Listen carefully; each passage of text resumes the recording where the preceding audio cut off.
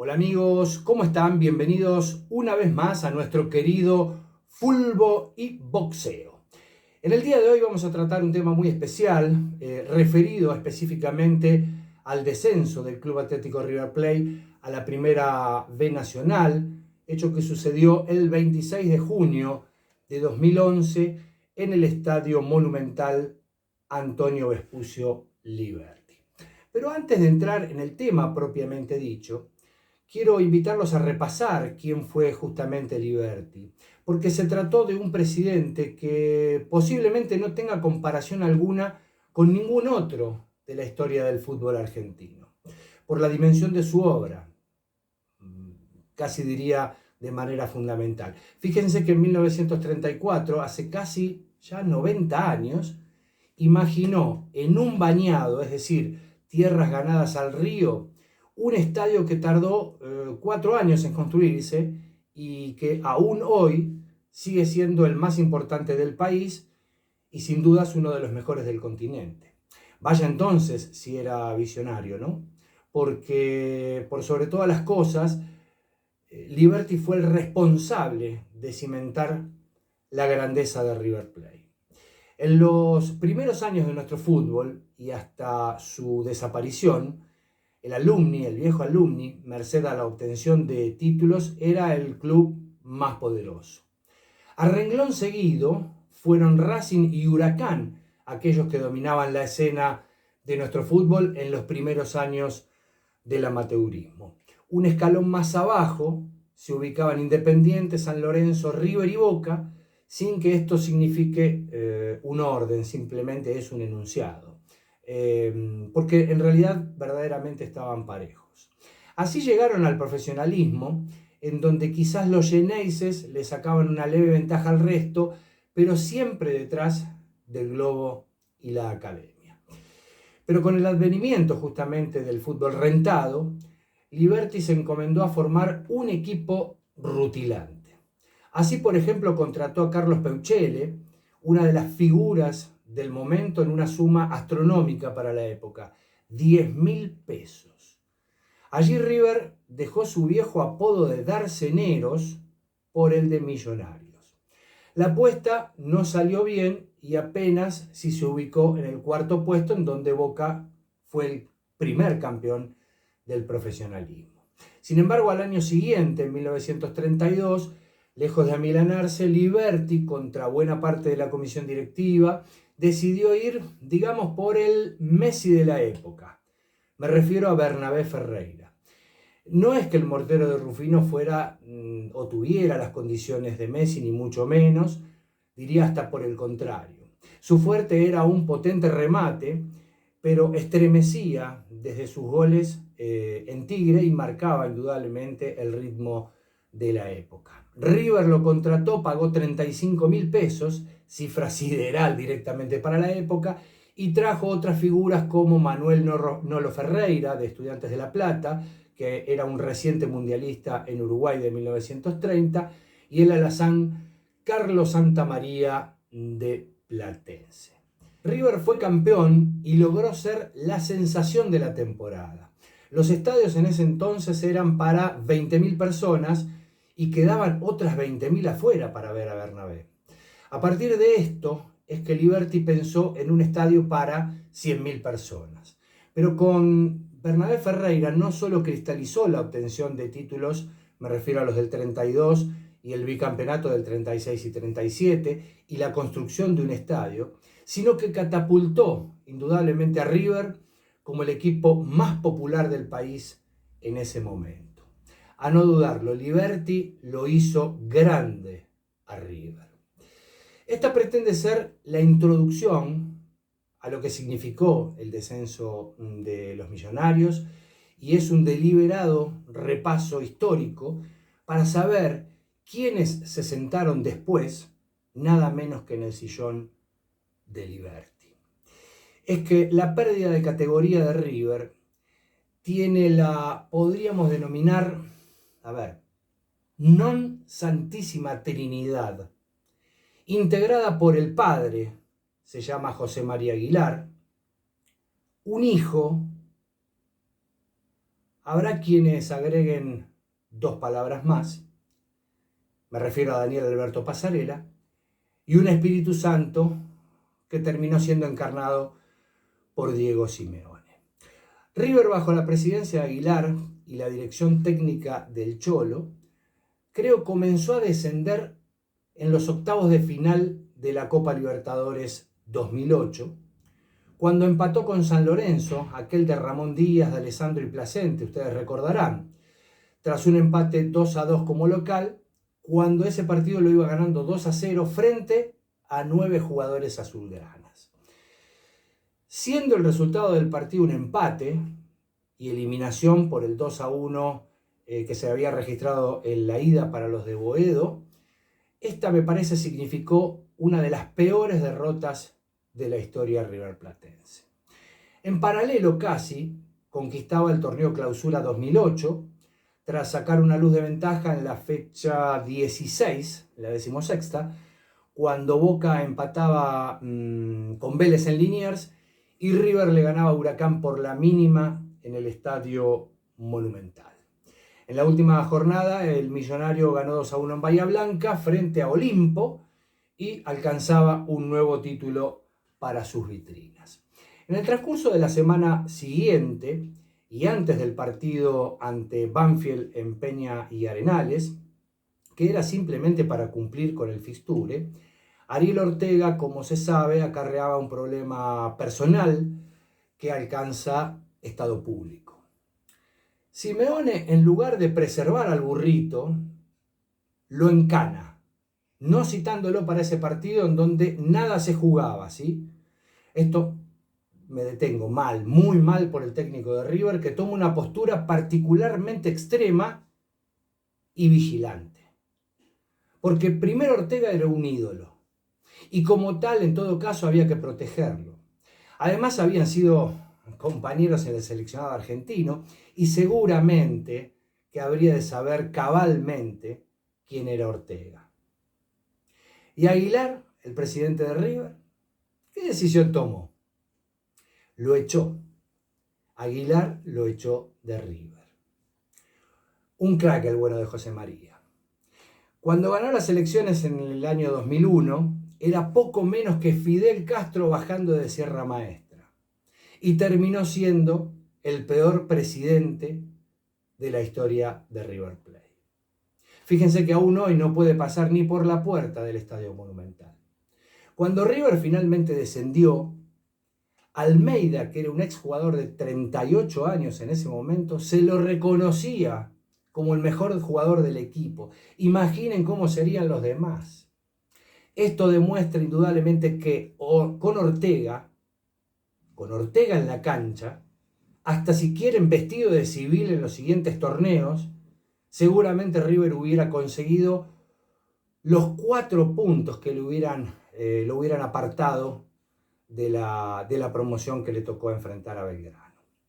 Y cuando comenzaron a contar los puntos para el promedio que finalmente decretó el descenso de River, quedó último, ustedes recordarán, en la Apertura 2008, mientras Boca era campeón en un desempate con Tigre y San Lorenzo. A 5 fechas del final, Simeone se escapó. Faltaban 5 fechas para que terminara el certamen y Simeone se escapó. De ese modo asumió como entrenador interino el entonces coordinador de las divisiones inferiores, me refiero a Gabriel Rodríguez, pero que no pudo aportar mucho para corregir esa situación.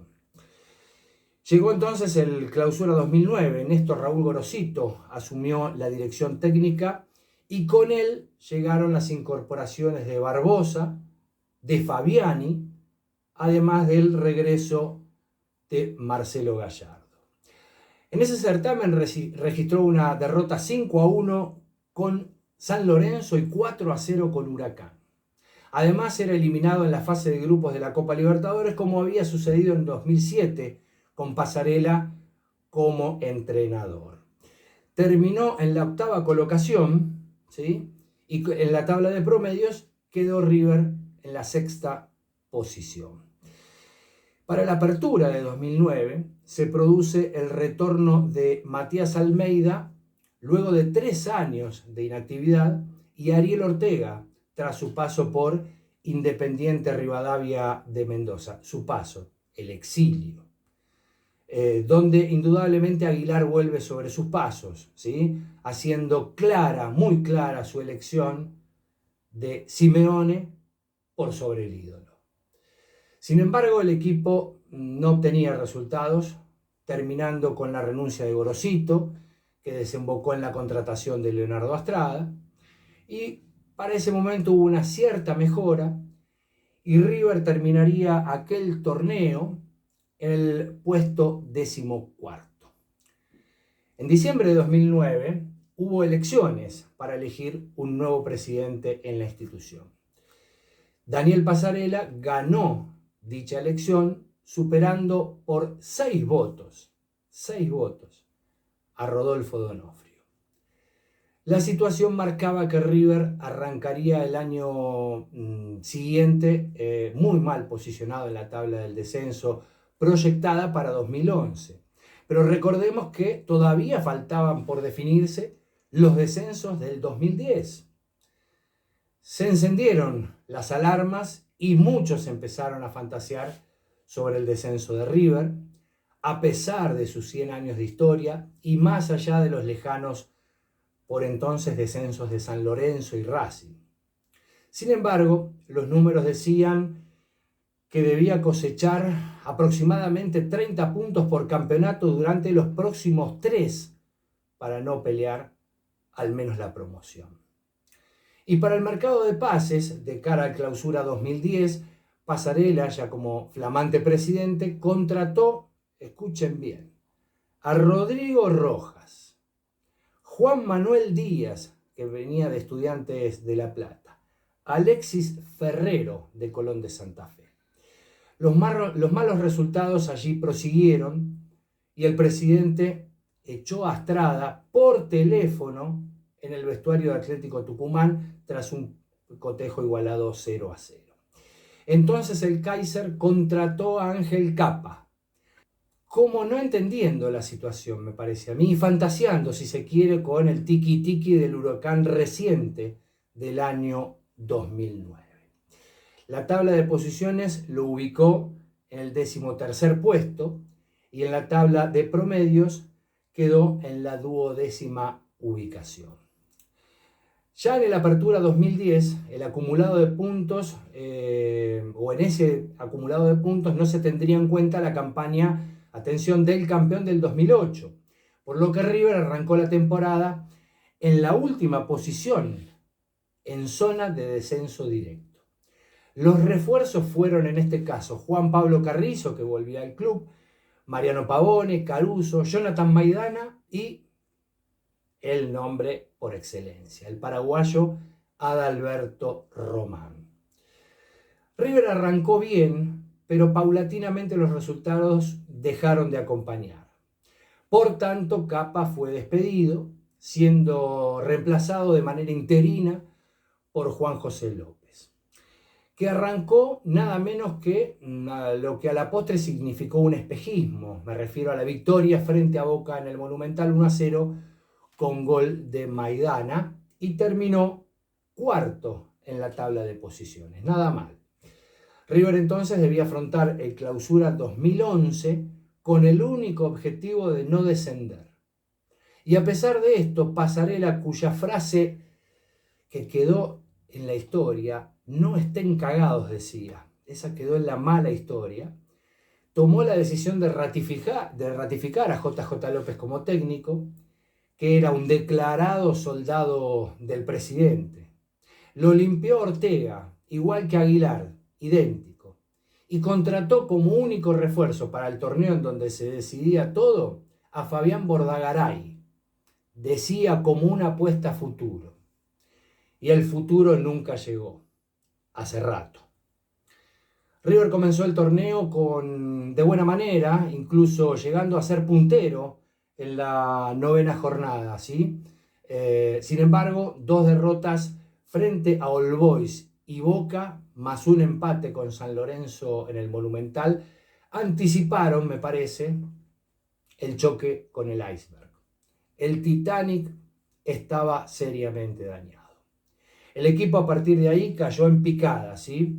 De los últimos 21 puntos, solo pudo cosechar 4, quedando en la 9ª posición final del campeonato y 17º en la tabla de promedios, a 4 unidades del último salvado, que fue Tigre, condenando así a River a jugar la promoción con Belgrano de Córdoba. En la última jornada de ese clausura 2011, Tigre empató con Argentinos Juniors. Olimpo increíblemente le ganó de visitante a Quilmes, que casi se jugaban un mano a mano a ver quién iba a la promoción. Recordemos que si empataban, River se salvaba. Y Pesota tuvo un polémico arbitraje en ese partido. Sí, Pesota, el mismo que no sancionó un clarísimo y diría escandaloso penal en el Monumental, con el resultado 1-0 parcial en favor de River en el cotejo de vuelta de la promoción. Tampoco el Millonario hizo su parte, obviamente, porque no pudo con Lanús, perdiendo 2-1 como local. Lo que siguió, la promoción, es por cierto una historia bien conocida. River, que contaba con ventaja deportiva en caso de igualdad de resultados, perdió 2-0 en el barrio Alberdi con una mano insólita de Alberto Román, que no parecía un jugador de fútbol y sí un jugador de vóley, visionario en tal sentido Pasarela al contratarlo, ¿no?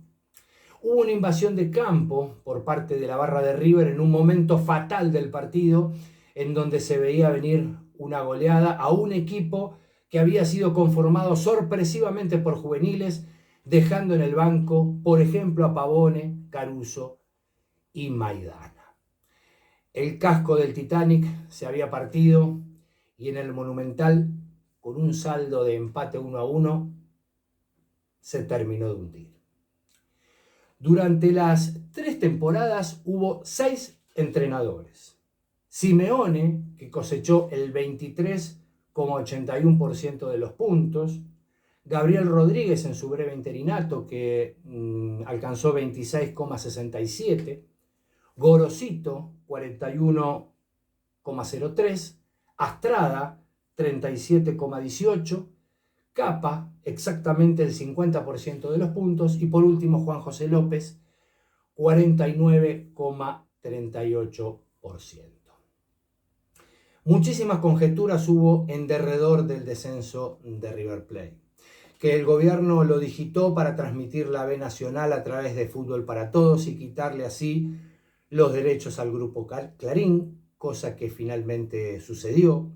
Que Grondona le había picado el boleto a Pasarela luego de que lo increpara y exigiera su renuncia en una reunión de comité ejecutivo de AFA, tras el clásico en La Bombonera, donde Patricio Lustó omitió sancionar por lo menos algunos penales en favor de River. En fin, todas conjeturas, pruebas o certezas, ninguna. Solo lo visto dentro de la cancha y al cabo de 3 años, con el agregado de la gestión dirigencial.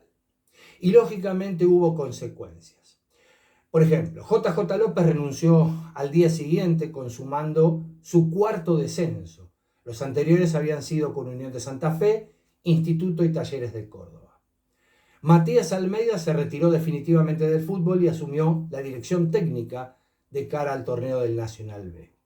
Pasarela manifestó que no iba a dimitir y que a él lo iban a sacar con los pies para adelante.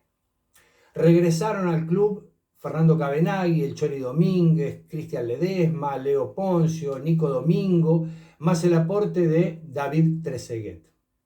Pasaron 363 días para que River Plate recuperara la categoría tras consagrarse campeón por 1 punto tan solo de ventaja sobre Quilmes. Y lo consiguió recién en la última jornada, en un certamen que tuvo a los Cerveceros, a Rosario Central y a Instituto luchando por el ascenso hasta el final. El triunfo 2-0 frente al Almirante Brown en Núñez trajo el alivio tan esperado. Bien amigos, llegamos al final de esta entrega. Los invitamos a que se suscriban, sean buenos, nos ayudan a crecer dentro de la comunidad de YouTube. Muchísimas gracias a quienes ya lo han hecho.